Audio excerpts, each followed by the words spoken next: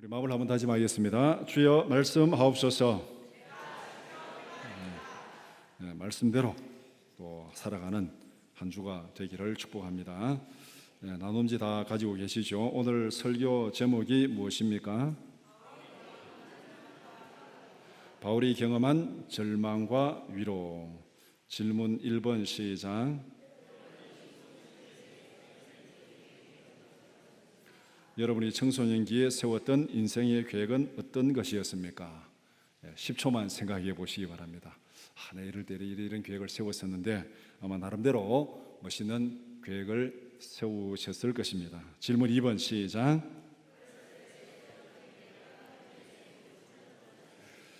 어렸을 때 세웠던 계획과 현재의 모습에는 어떤 차이점이 있습니까?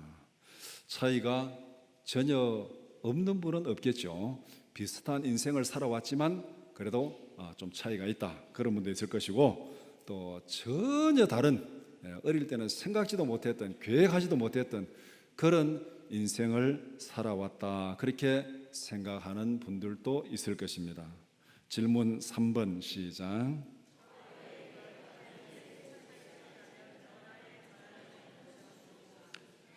과거의 계획과 현재의 모습의 차이점이 크다면 변화의 전환점은 무엇이었습니까? 무슨 일 때문에 인생이 바뀌었습니까? 우리가 계획을 세우고 살아오다 뭔가 큰 변화가 생겼다는 것은 거기에 무슨 사건이 있었다는 것이죠. 좋은 방향으로 바뀐 경우도 있을 것이고 아주 나쁜 방향으로 바뀐 경우도 있을 것입니다. 그런데 중요한 것은 인생의 큰 계획과 포부가 무너질 때 반드시 수반되는 게 뭐냐면은 절망입니다. 절망. 그것이 나중에 좋은 방향으로 다시 세워보시든 나쁜 방향으로 가든 관계없이 지금 내가 계획을 세우고 진행하던 그 일이 무너질 때, 실패할 때 우리는 거기서 절망하게 됩니다.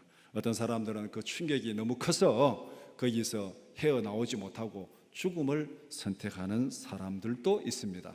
어쨌든 그 절망을 이기고 극복해야 그 다음에 새로운 계획과 새로운 삶이 시작된다는 것, 이것이 우리가 인생을 살아가면서 거쳐가는 과정입니다. 지나간 일을 생각하면은 아마 여러분들 각자 후회도 많고 아쉬움도 많이 있을 것입니다. 그러나 중요한 것은 지나간 일들은 돌이킬 수 없다는 것입니다. 내가 그때 그렇게 했어야 되는데, 그때 내가 그렇게 했었는데, 아무리 그냥 다 되뇌이고 봐야 그거 바뀌지 않습니다. 우리가 흔히 세상에서 그런 말을 합니다. 흘러간 물은 물레방아를 돌리지 못한다, 그렇게 얘기합니다. 중요한 것은 얼마가 남았건 간에 앞으로 내가 살아갈 날이 중요하다는 것. 하나님 앞에서 내가 살아갈 날이 한 달이 남았건 아니면 1년이 남았건 10년이 남았건 얼마가 남았건 중요한 것은 지나간 것이 아니라 지금 앞으로 내가 살아갈 일이 중요하다. 하루를 살아도 정말 하나님 앞에서 앞으로 내가 살아갈 그날이 중요하다는 것입니다.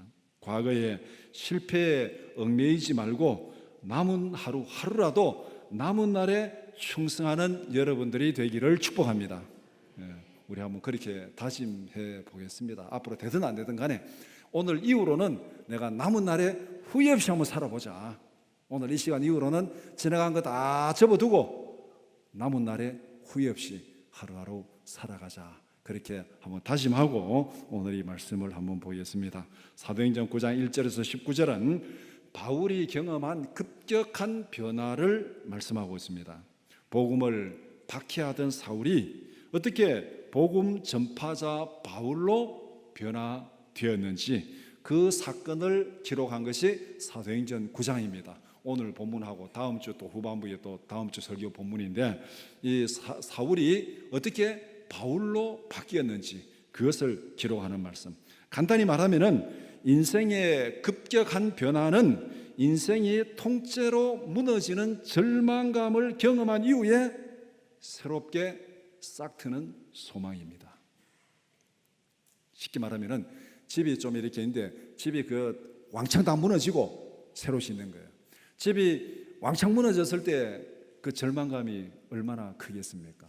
이거는 뭐 유쾌한 비유는 아니지만은 우리 저쪽에 시내 가면은 큰 시장이 있잖아요. 뭐 큰장 내거리 큰 시장이 있는데 그 시장에 건물들이 새로 들었을 때는 언제 새로 들었습니까?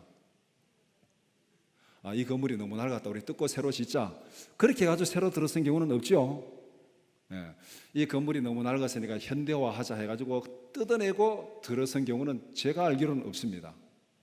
새로운 건물이 들었을 때는 거기에 절망적인 사건이 거기에 있었습니다. 불이 났습니다. 불이 나서 다 전 재산 태우고 모든 사람이 낙심하고 절망하고, 그런데 또 몇 년 지나면은 또 그 절망을 딛고 거기에 또 새로운 건물이 들어서고 또 좀 현대식 되고, 그렇게 해서 이 시장이 현대화되어가는, 미리 좀 뜯고 새로 지으면 얼마나 좋겠습니까만은 저 인생이 그래 잘 안 되죠. 그러니까 우리의 삶이 큰 변화가 일어난다는 것은, 우리의 개인의 삶에도 큰 변화가 일어난다는 것은 뭔가 왕창 무너지는 절망을 경험하고서야 거기에 뭔가 새로운 변화가 일어난다는 겁니다. 사도행전 9장 1절에서 19절을 세 부분으로 나누어서 함께 살펴보고자 합니다. 첫 번째는 위기에 직면한 사울의 계획, 두 번째는 사울에 대한 예수님의 계획, 세 번째는 아나니아의 위로와 격려입니다. 첫 번째, 위기에 직면한 사울의 계획입니다. 질문 11번 시작. 예루살렘에서 다메섹으로 가는 사울의 계획은 무엇이었습니까? 1절, 2절에 있는 대로 예수 믿는 사람을 만나면 남녀를 막론하고 결박해서 예루살렘으로 끌고 와서 감옥에 가두고 박해하고 죽이기 위해서 지금 다메섹으로 갑니다. 그런데 거기에 권위를 더하기 위해서 대제사장의 공문을 가지고, 공식적인 권위를 가지고 지금 사울이 다메섹으로 가고 있습니다. 그래서 1절, 2절 상황 보면은 사울은 스데반이 순교당한 이후에 복음에 대한 적대감이 더 강해졌습니다. 1절에 사울이 주의 제자들에 대하여 여전히 위협과 살기가 등등하여, 바로 앞에 8장에는 스데반이 순교당하는 사건을 기록하고 있습니다. 그 이후에 복음에 대한 그 적대감이 더 강해졌다는 것. 그래서 위협과 살기가 등등해졌다. 사울은 자신이 믿는 신념에 대해서 대단히 적극적이고 열정적인 사람이었습니다. 사울은 복음을 박해하는 일에 자원해서 나섰습니다. 예루살렘에서 성도들을 박해하는 거, 이거 성에 차지 않았습니다. 그래서 예루살렘을 벗어나서 이방에까지 가가지고 내가 예수 믿는 사람들을 잡아오리라, 그렇게 해서 다메섹까지 가게 된 것입니다. 사울은 복음을 박해하는 것이 정말 하나님을 위한 일이고 하나님의 영광을 위해서 자기 삶을 온전히 헌신하는 정말 의미 있는 일이라고 그렇게 생각을 하고 지금 다메섹으로 가고 있습니다. 질문 12번 시작. 다메섹으로 가는 도중에 누가 사울의 앞길을 막았었습니까? 사울이 다메섹에 가까이 왔을 때 하늘로부터 번개가 내리쳤습니다. 쉽게 얘기하면, 오늘 본문에 이 말씀을 쉽게 설명하면 벼락이 쳐서 사울이 땅에 쓰러졌습니다. 벼락을 맞고 땅에 쓰러졌습니다. 하늘로부터 들리는 소리를 듣는 것을 보니까 의식은 있습니다. 벼락을 맞고 죽지는 않았어요. 정말 다행이죠. 죽지는 않고 지금 의식은 살아 있습니다. 하늘로부터 소리가 들립니다. 그 소리를 듣고 질문을 합니다. 주여, 누구십니까? 이렇게 질문하고 있는 거예요. 지금 벼락 맞고 땅에 쓰러져 가지고 지금 앞도 못 보고 지금 질문하고 있는 거예요. 그러니까 사울의 상태가 어떤지 우리가 충분히 짐작을 할 수가 있죠. 번개 가운데서 사울의 앞길을 막아선 분은 예수 그리스도입니다. 5절에 나는 내가 박해하는 예수라. 앞에서 사울이 물었잖아요. 주여, 누구십니까? 물으니까 나는 내가 박해하는 예수라. 부활하신 주님께서 다메섹으로 가는 사울의 길을 가로막고 섰습니다. 사울이 왜 가고 있습니까?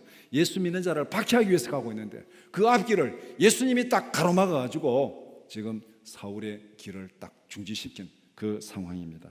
질문 13번 시작.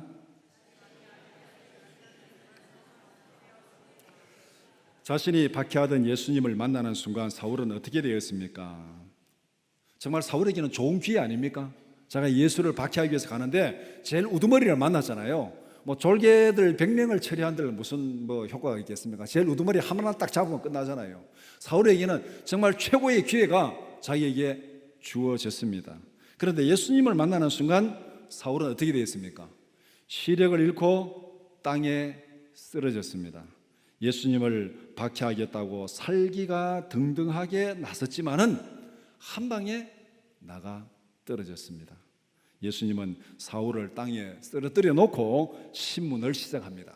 그냥 길을 가는 사울을 야, 너 그거 서봐라 하고 앞에서 이렇게 질문한 게 아니고 그냥 땅에다가 막 떼기장이를 쳐놓고 그 다음에 내가 묻는 말에 답변해라 이렇게 되는 거예요. 그래서 저는 이 성경 읽을 때마다 늘 생각나는 그림이 하나 있습니다.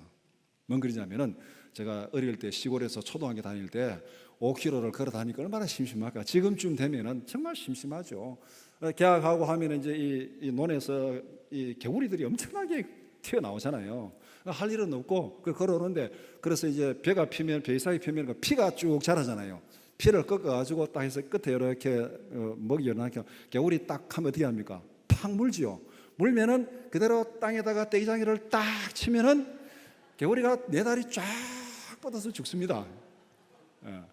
그 다음날 보면 또 말라가지고 햇볕에 말라가지고 길에 쭉 있어요. 애들이 할 일이 없으니까 심심하니까 떼기장이 치고 그 일을 하면서 그냥 학교 갔다 오는 거예요. 그래서 그때 개구리 떼기장이 딱 치면은 팍 뻗는 그 모습, 저는 이 성경 읽을 때마다 사울이 하나님의 벼락을 맞고 땅에 팍 뻗어가지고 주여 누구십니까 하는 그 생각이 자꾸 듭니다. 그러니까 그렇게 땅에 지금 떼기장이를 딱 쳐놓고 주님이 묻고 있습니다. 이거는 대등한 입장에서 대화하는 게 아니에요. 완전히 패배자로 죽음을 경험하면서 지금 묻고 있는 겁니다. 죽을래 살래 이 말입니다. 지금 딱 죽기 직전에 딱 갖다 놓고 이대로 죽을래 살래, 이 상황에서 예수님께서 바울에게 질문합니다. 이 질문에 뭐 저항할 수 있겠습니까? 예수님의 질문이 뭡니까? 사울아 사울아 내가 어찌하여 나를 박해하느냐? 사울의 답변이 주여 누구시니까? 지금 자기가 지금 막 죽기 직전에 주여 누구십니까? 예수님의 답변이 나는 내가 박해하는 예수라. 이 말에 아마 사울은 막 절망했을 것입니다.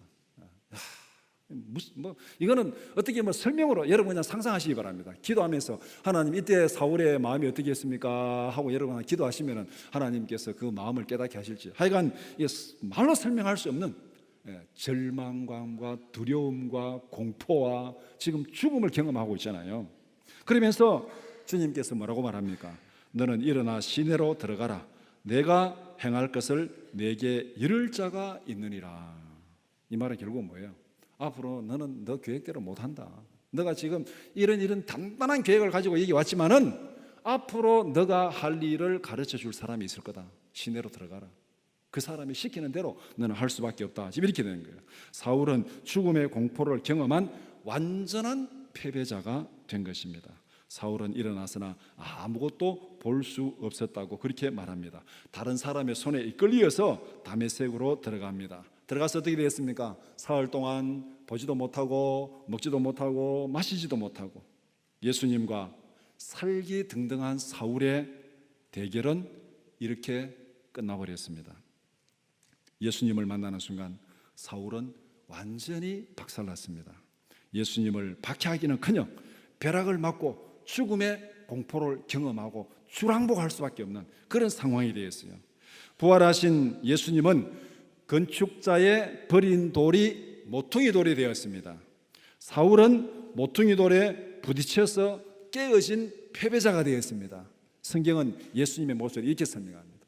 사람들이 예수님을 십자가에 못 박아 죽였지만, 건축자들이 버렸지만 그 버린 돌이 집에 모퉁이 돌이 되고 기초석이 되었다. 그 기초석에 부딪히는 자는, 거역하는 자는, 불순종하는 자는 다 깨어지고 망하리라. 그렇게 말씀하고 있습니다. 사도행전 4장 11절 말씀 시작. 이 예수는 너희 건축자들의 버린 돌로서 집 모퉁이의 머릿돌이 되었느니라. 베드로전서 2장 7절 8절 시작. 그러므로 믿는 너희에게는 보배이나 믿지 아니하는 자에게는 건축자들이 버린 그 돌이 모퉁이의 머릿돌이 되고 또한 부딪히는 돌과 걸려 넘어지게 하는 바위가 되었다 하였느니라. 그들이 말씀을 순종하지 아니함으로 넘어지나니 이는 그들을 이렇게 정하신 것이라. 예수님이 집에 모퉁이 돌이 되었으니까 믿는 자들은 그 모퉁이 돌 위에 세워진 집이 되고, 예수님을 거역하고 불순종하고 그렇게 하는 자들은 그 바위에 부닥쳐 가지고 깨어지리라. 그렇게 말씀하고 있습니다. 이 말씀대로 사울이 바로 그렇게 된 거예요. 예수님을 박해하고 복음을 박해하겠다고 살기 등등해서 가다가 누구에게 부닥쳤습니까? 예수님에게 부닥친 거예요. 한 방에 그냥 박살난 거죠. 복음을 박해하겠다는 사울의 계획은 완전히 실패했습니다. 예수님과 사울의 대결은 사울의 절망적인 패배로 끝나버렸습니다. 지금까지 사울의 인생을 이끌어왔던 모든 기초가 순식간에 다 무너졌습니다. 주여 누구십니까? 나는 네가 박해하는 예수다. 그 예수님 앞에서 지금 죽음을 경험하고 있는, 인생의 모든 것이 무너지는 사울은 스스로 헤쳐나올 수 없는 절망의 돌무더기 속에 묻힌 거예요. 지금 모든 인생이 무너지고 그 무너진 절망의 돌무더기 속에 지금 사울이 묻혀가지고 지금 구조를 기다리고 있는 그런 상황이 지금 오늘 본문에 있는 사울의 모습입니다. 두 번째, 사울에 대한 예수님의 계획. 질문 21번 시작.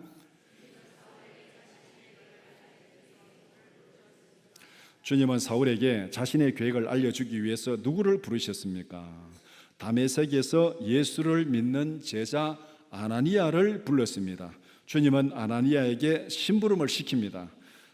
직가에 있는 유다의 집에 머물고 있는 다소 사람 사울을 찾으라.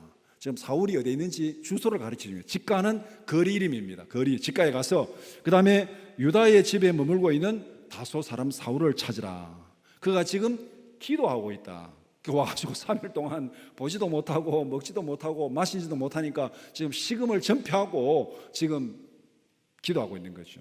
기도하고 있는데 기도하는 중에 사울이 환상을 보았다. 그 환상이 뭐냐면은 아나니아라는 사람이 와가지고 자기에게 안수하니까 자기가 눈을 뜨는 그런 환상을 보았다.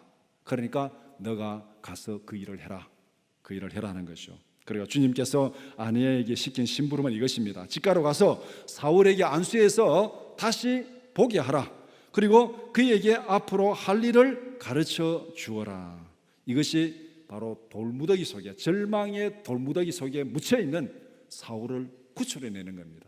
가서 안수해서 보게 하고 그 다음에 앞으로 할 일이 뭔지를 가르쳐 주라. 인생의 새로운 죽었던 사울을 건져내가지고 지금 다시 인생의 계획을 세우고 할 일을 가르쳐주는 그 일을 누구를 통해 시키느냐면 아나니아를 통해서 그 일을 시키고 있습니다. 이건 다른 말로 말하면 아나니아의 도움이 없으면 사울은 지금 여기서 헤어나올 수 없다는 거죠. 누군가의 도움이 필요한 그런 상황입니다. 질문 22번 시작. 주님의 부르심을 받은 아나니아는 왜 주저했습니까? 예수님께서 아나니아에게 가라 하니까 아나니아가 아이고 잘 됐습니다. 가겠습니다. 그렇게 했습니까? 나 그거 못 갑니다. 왜? 주님의 명령을 받은 아나니아는 사울에게 가는 것을 굉장히 두려워했습니다. 왜냐하면 사울이 어떤 사람인지를 알고 있었습니다. 오늘 본문에 있는 대로 사울은 예루살렘에서 예수 믿는 사람들을 박해했습니다. 그 소문이 지금 다메섹까지 왔고 다메섹에 있는 모든 예수 믿는 자들도 알고 있었습니다. 사울이라는 자가 지금 예루살렘에서 이렇게 복음을 박해하고 믿는 사람들에게 해를 끼치고 있다. 그 소문이 다 들렸습니다. 그 다음에 이 사울이 다메섹에 온 이유도 분명히 알고 있었습니다.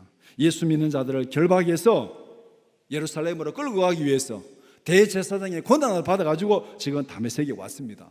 그런데 내가 어떻게 그 사울에게 갈 수 있겠습니까? 지금 이렇게 아나니아가 답변하는 거예요. 주님의 명령은 어떻게 보면 아나니아에게 지금 죽음의 불구덩이로 뛰어 들어가라는 그 명령이죠. 사울이 어떤 사람입니까? 다메섹에 왜 왔습니까? 그런데 지금 나보고 사울에게 가라고요? 그러니까 아나니아로서는 당연히 그렇게 질문하고 주저하고 두려워할 수밖에 없습니다. 그런데 예수님은 아나니아의 모든 두려움도 다 알고 계셨습니다. 예수님 나름대로 충분한 대비책을 가지고 아나니아는 알지 못하지만은 이미 예수님이 다 손을 써놨습니다. 바울이 꼼짝하지 못하도록, 저항하지 못하도록 다 손을 써놓고 아나니아에게 가라고 말씀합니다. 주님께서 우리를 부르시고 심부름을 보낼 때는 주님이 먼저 다 손을 써놓은 줄 믿습니다. 무모하게 우리 보고 죽으라고 그 일을 시키지 않습니다. 질문 23번 시작. 아나니아에게 들려준 사울에 대한 주님의 계획은 무엇입니까? 사울이 원래 세웠던 계획이 뭡니까? 1절 2절에 예수 믿는 자들을 잡아서 감옥에 가두고 박해하는 것, 복음을 믿는 자들을 박해하고 죽이는 것, 거기에 사울은 생명을 걸었습니다. 남은 인생 거기에 헌신하기로 작정했습니다. 예수 믿는 자들을 잡아서 박해하고 죽이는 것. 그런데 주님께서 사울을 위해서 준비하신 계획은 무엇입니까? 15절 16절 이방인과 임금들과 이스라엘 자손들에게 복음을 전하고, 그 다음에 16절에 복음을 위해서 많은 고난을 받으리라. 이것이 예수님께서 사울을 위해서 준비한 계획입니다. 주님의 계획은 사울의 계획과 정반대입니다. 사울은 예수 믿는 사람들을 박해하는 것이고 복음을 방해하는 것이고 또 그들을 어떻게 보면은 괴롭히고 죽이는 것입니다. 그런데 예수님의 계획은 복음을 전하는 것이고 이스라엘뿐만 아니라 이방인들에게, 임금들에게 복음을 전하는 것이고 그 복음을 위해서 바울 스스로가 고난을 당하는 것, 이것을 지금 예수님께서 계획을 세우시고 이것을 아나니아에게 지금 가르쳐 주라고 얘기하고 있습니다. 아나니아 입장에서 보면은 사울에게 이런 충격적인 사명을 증거해야 됩니다. 상식적으로 사울도 받아들이기 힘든 것이고 아나니아도 받아들이기 힘든 이 계획을 예수님께서 사울에게 가서 알려주라고 그렇게 말합니다. 아나니아 입장에서 보면은 정말 내키지 않는 심부름입니다. 사울에 가는 것 자체가 너무나도 두렵고 찜찜한 것이고 또 가서 사울에게 전해야 될 내용도 전혀 내키지 않는, 사울이 즐거워하지 않는, 유쾌하지 않는, 정말 그 말 전했다가는 또 무슨 봉변을 당할지 모르는, 사울이 듣기에 대단히 불쾌한 그런 내용을 지금 전달해야 됩니다. 예수님은 아나니아를 불러서 사울에게 심부름을 보냅니다. 아나니아는 전혀 가고 싶지 않았습니다. 정말 내키지 않는 심부름입니다. 그럼에도 불구하고 아나니아는 주님의 명령에 순종했습니다. 아나니아가 가서 그 집에 들어가서 사울을 만났습니다. 우리는 주님의 심부름에 어떻게 반응합니까? 내가 하고 싶은 일은 적극적으로 합니다. 그런데 내가 하기 싫은 일을 시킬 때는 어떻게 합니까? 꼴도 보기 싫은 사람을 주님의 이름으로 포용하고 용서할 수 있습니까? 심부름 중에도요, 신나는 심부름이 있고 정말 진짜 죽기보다 싫은 심부름도 있어요. 여러분은 어릴 때 어떤 심부름을 해보셨습니까? 요사이는 애들에게 심부름 잘 안 시키죠. 제가 지금도 생각하면 어릴 때 정말 끔찍한 심부름이 있습니다. 그게 뭐냐면은 이제 겨울 방학 때 되고 하면은 뭐 여름에는 뭐 소목이고 소포라고 정신없이 뭐 일한다고 쫓아다니니까 시간도 없어요. 그러니까 겨울 방학 때면 시골에 살 일이 없잖아요. 그러면은 애들하고 모여가지고 뭐 이게 벼 다 베내고 그 논이 전부 다 이제 겨울에는 운동장이잖아요. 동네들 그 모여가지고 막 하루 종일 그냥 거기서 막 놀잖아요. 노는데 할머니가 불러가지고 디들방아 밟아라. 디들방아 밟아라 그러면은요, 그거 밟는 게 한두 시간에 끝나는 게 아닙니다. 그게 하루 종일 걸려요, 하루 종일. 애들은 밖에서 열심히 놀고 있죠. 소리는 들리죠. 나는 그거 하루 종일 그거 밟아야 돼, 그거. 야, 디들방아 밟아라 하면 소가 완전 푸죽간에 들어가는 기분이에요. 지금도 생각하면 그 심부름은 끔찍한 심부름입니다. 힘도 들지만은 정말 지루하기도 하고 지금 놀기는 놀러 가야 되는데 이거 빨리 하고 갈 수도 없고, 이 심부름 중에 우리가 정말 하기 싫은 심부름이 있습니다. 그래도 어떻게 해야 돼요? 시키니까 해야 되죠. 안 할 수는 없잖아요. 도망칠 수는 없잖아요. 이게 심부름권이에요. 정말 하기 싫어도 해야 되는 거예요. 순종은 이를 악물고 주님의 명령을 실천하는 것입니다. 정말 하기 싫지만은 디들방아 밟아라 그러면은 오만상 인상을 쓰면서도 밟아야 돼요. 이게 순종입니다. 우리 모두가 주님의 충성스러운 심부름꾼이 되기를 축복합니다. 주님의 심부름꾼은 내가 하고 싶은 일만 하는 게 아니에요. 내가 하기 싫어도 정말로 하기 싫어도 주님이 시키니까 이를 악물고라도 그것을 하는 것이 순종입니다. 이게 진짜 순종이에요. 세 번째, 아나니아의 위로와 격려입니다. 질문 31번 시작. 사울의 계획은 다메섹에 도착한 후에 어떻게 되었습니까? 사울이 예루살렘을 떠날 때 세웠던 계획은 실패했습니다. 사울의 계획은 예수 믿는 사람을 결박하여 예루살렘으로 끌고 가는 것이었습니다. 다메섹에 도착한 사울의 모습은 어떻게 되었습니까? 예수 믿는 사람을 잡아서 끌고 가기는커녕 아무것도 보지도 못하고 다른 사람의 부축을 받아서 지금 다메섹에 가고 있습니다. 남을 잡기는 고사하고 자기가 지금 잡혔잖아요. 포로가 되었어요. 앞을 못 보니까 포로가 됐고 지금 막 벼락을 맞았으니까 지금 아마 몸도 굉장히 아마 막 이게 이 기진맥진한 상태일 겁니다. 그래서 남에게 부축을 받고 가서도 사흘 동안 보지도 못하고 먹지도 못하고 마시지도 못하고, 이게 지금 예수 믿는 사람을 박해할 수 있는 상황입니까? 남을 잡을 수 있는 상황입니까? 잡기는 고사하고 자기가 완전히 잡혀가지고 완전한 포로가 된 거예요. 거기에 더해서 어떤 일이 벌어졌습니까? 안수하니까 비늘이 떨어지고 눈이 보이고 성령이 임하고 예수를 믿고 세례를 받게 되었습니다. 이게 지금 사울의 자기 생각으로 된 거예요. 자기 생각 아니에요. 자기는 예수 믿는 사람을 박해야 돼요. 예수는 메시아가 아니에요. 죽여야 돼요. 그런데 지금 이 죽기 직전에 지금 이 상황에서 안수하고 기도하니까 막 모든 일이 막 그냥 자기 생각과는 전혀 관계없는 정반대의 일로 가버렸습니다. 사울의 계획은 정반대로 뒤집어졌습니다. 복음을 박해하던 자가 복음을 믿게 되었습니다. 사울이 예루살렘을 떠날 때 이런 일을 상상이라도 했겠습니까? 내가 다메섹에 가서 몇 놈을 잡아올까? 이걸 계획하고 있었는데 잡아오기는 고사하고 거기서 자기가 예수를 믿게 되는 거예요. 나중에 또 나오는 얘기지만은 이때 사울이 예루살렘을 떠나서 다메섹에 갔다가 다시 예루살렘으로 돌아오는 데는 3년이라는 세월이 걸립니다. 3년.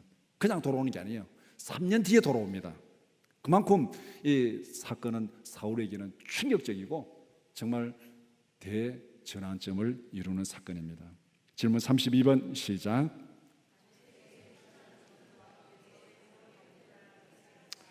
다메섹에 도착하기 전과 후에 사울의 믿음은 어떻게 달라졌습니까? 이게 오늘 본문의 사건의 핵심입니다. 다메섹에 도착하기 전, 다메섹 이전에 사울이 믿었던 믿음은 예수는 메시아가 아니다. 이게 그의 신념입니다. 예수는 메시아가 아니다. 예수는 하나님의 아들이 아니다. 예수는 백성을 선동하는 거짓 선지자다. 그러니까 예수를 메시아라고 믿고 예수를 하나님의 아들이라고 믿는 이 사람들은 거짓 선지자의 선동에 빠져서 지금 잘못된 길로 가고 있다. 어떻게 유대인으로 태어나서 율법으로 교육을 받은 자들이 이 거짓 선지자의 선동에 빠져서 메시아가 아닌 자를 메시아로 믿고 하나님의 아들이라고 믿을 수 있느냐? 이런 유대인들은 살아남아 있을 가치가 없는 놈들이다. 그래서 사울은 열정적으로 사명감을 가지고 예수 믿는 자들을 박해하고 잡아서 죽이려고 하는 거예요.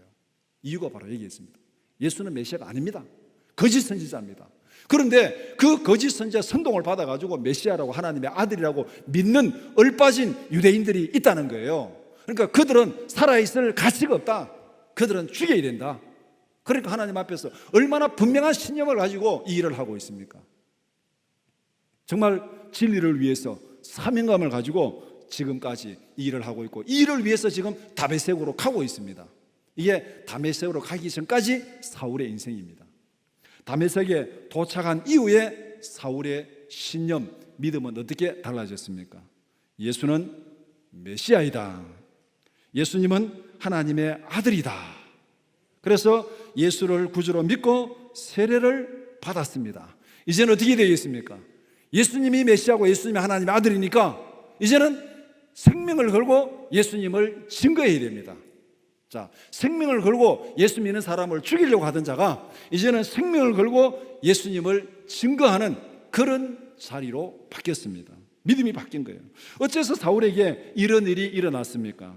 이유는 한 가지입니다. 누가 설득한 것도 아니고 누가 압력을 넣은 것도 아니고 다메섹으로 가는 길에 누구를 만났습니까?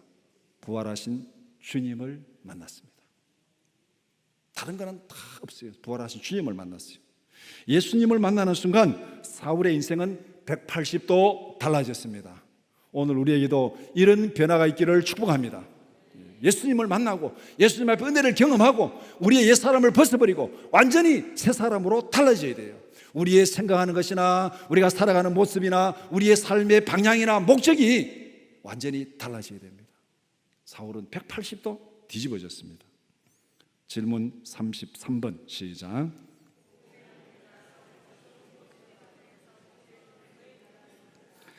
복음의 확해자 사울이 성도로 세워지는 과정에서 누구의 도움을 받았습니까? 사울이 지금까지 믿고 살아왔던 인생의 기초가 통째로 무너졌습니다. 사울의 확실한 신념은 예수는 메시아가 아니다였습니다.